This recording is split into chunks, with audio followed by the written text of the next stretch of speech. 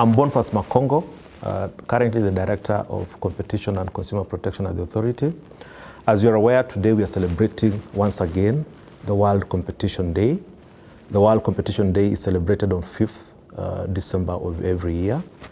The theme of this year's celebration is competition policy and access to healthcare.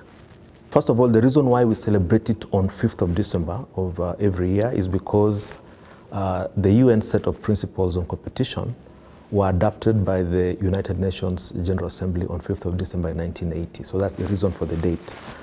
And the objective of the day itself is, apart from the fact that it's supposed to inculcate a competition culture, is that it is also supposed to create awareness to the consumers, especially, about the potential benefits they intend or are likely to benefit from having an effective competition regime, and also their role, in the achievement of an effective competition regime.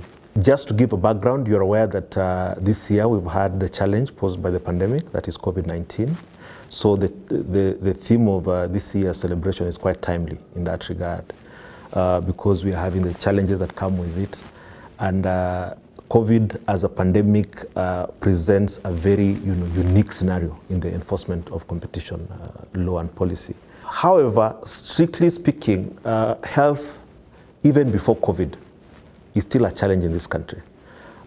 We have statistics that indicate that the products that we are sold, healthcare products in this country, are 30% more expensive than other jurisdictions, both regionally and internationally. You also have, in our context, the total healthcare spend, for the country, 26% of that is from out of pocket, from citizens. They're forced to fork out money to access healthcare. The key things that make the healthcare, both the equipment and the consumer, expensive: one, we have the problem of excessive markups. So the markups in the supply chain are very expensive.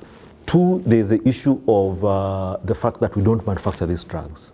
So of course, when you're importing something, it's more expensive. The other thing that is making our medical healthcare products slightly more expensive, of course, also is the information asymmetry.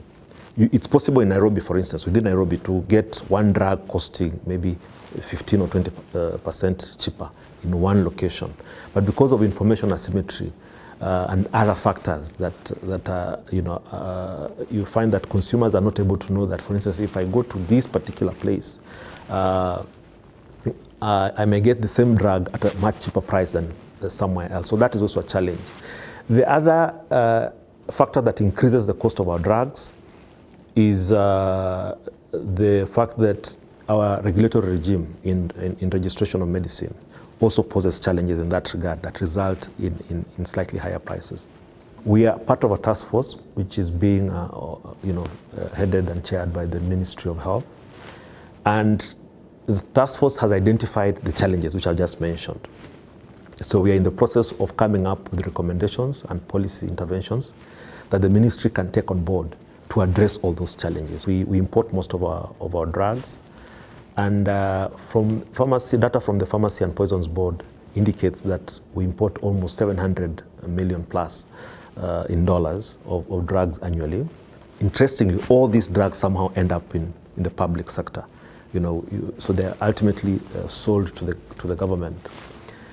So the authority is looking at the entire procurement process for medicines with a view of identifying whether there are aspects of that, increased pricing that can be attributed to how we do the procurement, and for instance, the suppliers colluding, in how they supply the drugs to us. So that is an ongoing investigation, at the end of which, if we establish that there are contraventions, we will carry out the remedial action. That's the other angle to it. When the COVID pandemic, was established to have reached our shores, we realized that there was a general spike in all the products which were, whose demand had gone up as a result of COVID and its outbreak. So for instance, you're talking of basic foodstuffs, you're talking of the sanitizers, you're talking of the masks and related equipment. What we did at that time is that we carried out enforcement action across the country. And subsequently, after a month or so, basically we were going in and establishing how much were you selling this product at point X before COVID. Now, after a month or two, what are you selling the product at? And this was basically the entire supply chain, from the ones which are manufactured locally to the ones which are supplied, distributed from imports, and also to the end distributors in terms of the retailers, the pharmacies. And we alerted all those farms, and we put up notices, and we also visited the individual outlets to alert them to the fact that we were watching what they were doing and we were monitoring the activity, and we actually put in a monitoring framework, so that we were alive to how the prices were changing. And as a result of that action, we realized that after a month, there was a significant reduction. There were instances of hoarding, for instance, which we also realized had been cured by our intervention. But additionally, we realized that COVID might be here longer. We are aware there's a vaccine that has been licensed in the UK, for instance. But of course, these are vagaries that we have no control over. So meanwhile, as part of the government COVID strategy, economic recovery strategy, we are in the process of coming up, as part of that strategy, we're coming up with block exemption guidelines. And what these are supposed to do is to enable stakeholders and supply, in the supply chain of the basics, and also in the supply chain of the other equipment is not hindered or impeded in any way. What we are trying to do is to actually streamline the supply chain. Because ideally, if, for instance, two manufacturers of masks were to come together currently based on our law and agree that we will sell our masks at price X, or that you will sell your mask in Mombasa, I will sell mine in Kisumu, that is a contravention of our act, because that is geographic market allocation. Or if we were to limit output with an intention of creating, an artificial scarcity, that is a contravention of our law. And it will attract remedies, which include, you could be imprisoned to up to 5 years or 10 years fine. Or also, we are empowered to impose a penalty of up to 10% of the turnover if you did that. However, the law does acknowledge the fact that in certain instances, like right now we have an emergency, you may allow people or entities and undertakings to enter into arrangements which would otherwise have been a contravention. But you have to monitor them so that the purpose of that exemption is to allow you to ensure that supply is enabled and is not impeded in any way. So when you increase supply, as you're aware, in basic economics, is that the prices tend to go down. That would be the intention of the block exemption guidelines. Because going forward, you're aware there's a lot of scarcity, there's a lot of challenges even undertakings are having with regard to finances and everything else. So it's a possibility that if COVID was to progress for much longer, you could have a lot of challenges around supply. So that's basically what we'll seek to address. And it will not be, for a long period of time.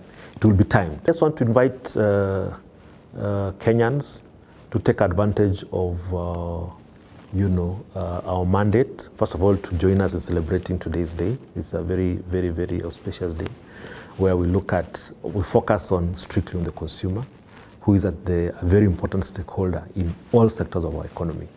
So join us in celebrating that day, but also acquaint yourselves with our mandate, how we do enforcement.